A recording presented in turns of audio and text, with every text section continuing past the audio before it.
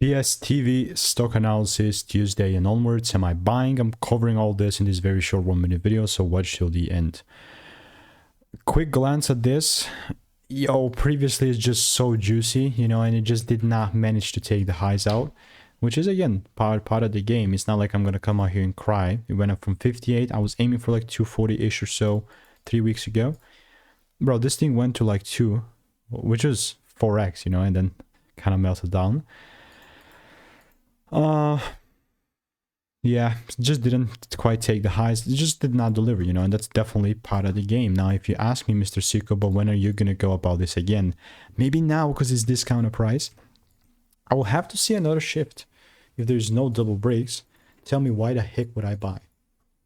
You know, so yeah, that's the way that I'm looking to take PSTV higher. This is obviously not financial advice, but right. In the meantime, all I will keep doing is just keep waiting.